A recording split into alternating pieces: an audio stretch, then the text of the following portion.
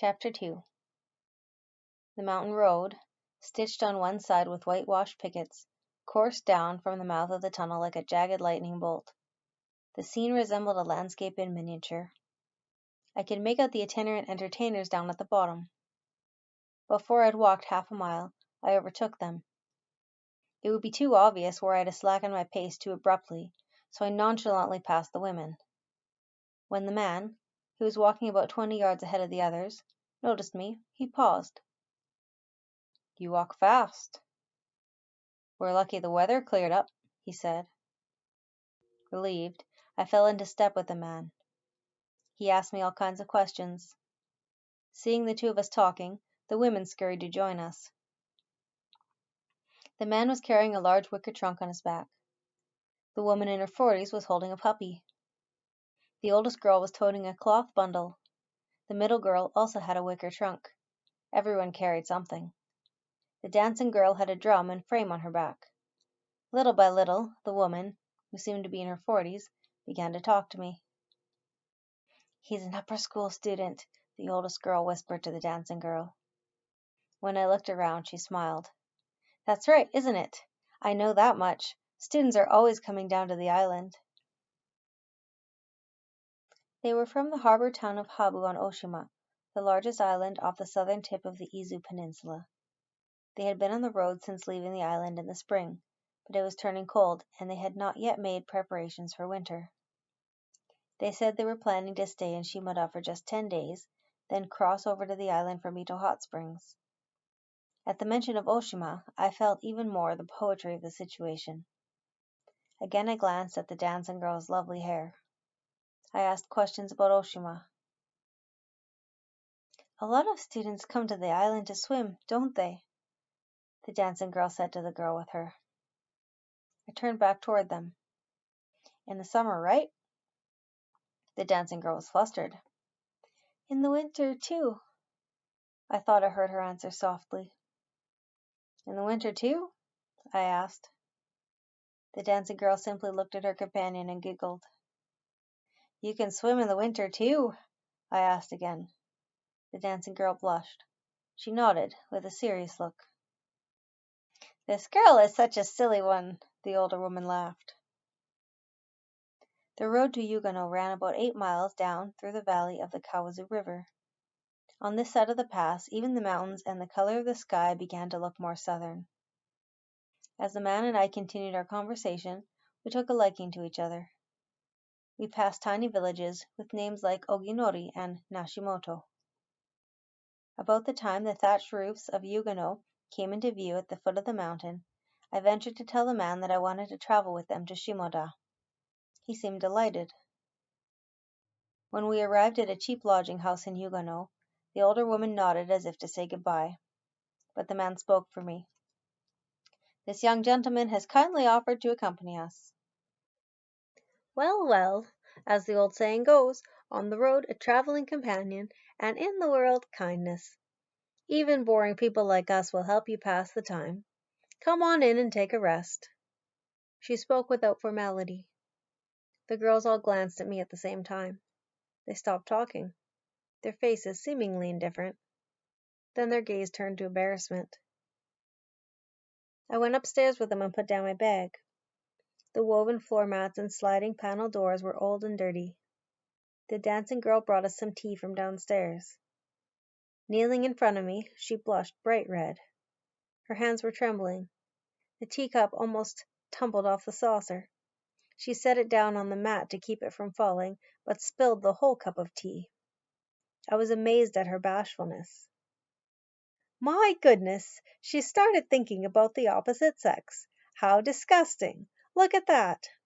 The older woman furrowed her brow in dismay and threw a hand towel at the girl, who picked it up and wiped the mat, looking ill at ease. Caught off guard by the woman's words, I reconsidered my feelings. The daydream that the old woman at the pass had sparked in me had been dashed.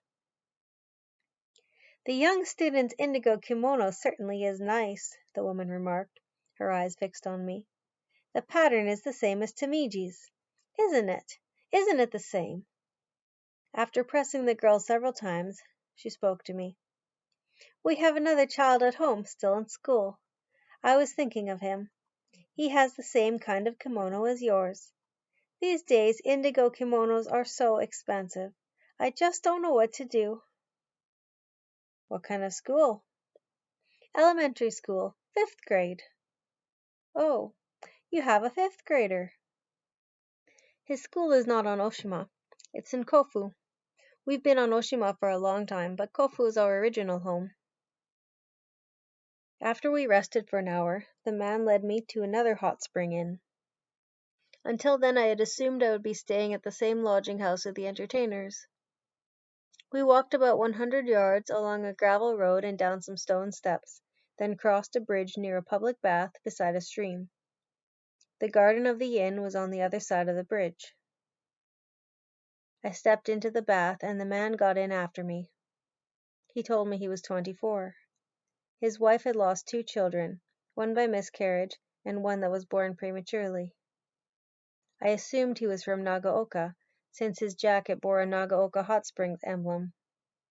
His intellectual manner of speaking and his facial expressions made me wonder if he had been following the entertainers and carrying their luggage simply out of curiosity, or perhaps because he had fallen in love with one of them.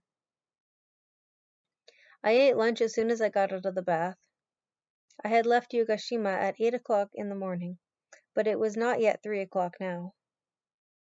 As the man made his way to the inn gate, he looked up at my window to say goodbye. Buy yourself some persimmons or something. I'm sorry, this is such a rude way to give this to you, from the 2nd floor. I tossed down a packet of money. The man refused it and turned to go, but he couldn't leave the money lying in the garden, so he returned and picked it up. You shouldn't do things like this, he said, tossing the packet back up at me. It landed on the thatched roof. When I threw it down a second time, he took it with him. Rain started pouring around sunset. The mountains turned colorless and lost their depth.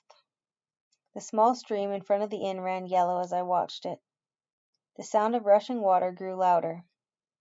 Thinking that the dancers would never come looking for customers in this torrent, I could not sit still, so I went to the bath 2 or 3 more times. My room was dismal. An electric light hung in the square hole cut in the wall between my room and the next, where it could illuminate both rooms. Tun, tun, tun, tun. In the distance, beyond the clamor of the rain, the vague reverberations of a drum arose. I shoved open one of the shutters and hung out the window. The drum seemed to be getting closer. The rain and wind lashed my head. Closing my eyes and straining to hear, I tried to determine the path of the drum as it approached. A moment later I heard the sound of a samisen. I heard a woman's long scream. I heard boisterous laughter. I surmised that the entertainers had been called to the banquet room at the inn across from their own. I could distinguish 2 or 3 women's voices and 3 or 4 men's.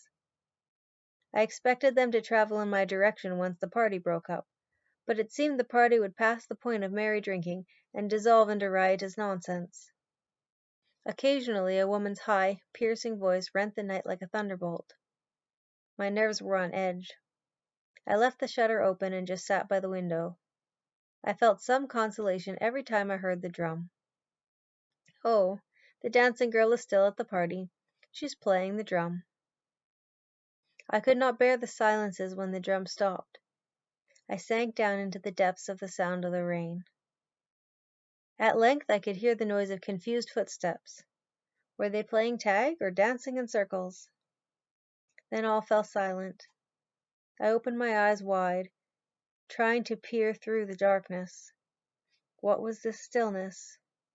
I was tormented, wondering if the dancing girl's night might be sullied. I closed the shutters and crawled into bed, but my chest felt heavy.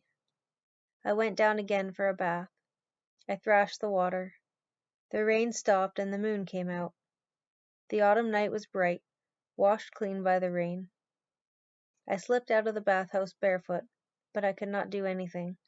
It was past 2 o'clock.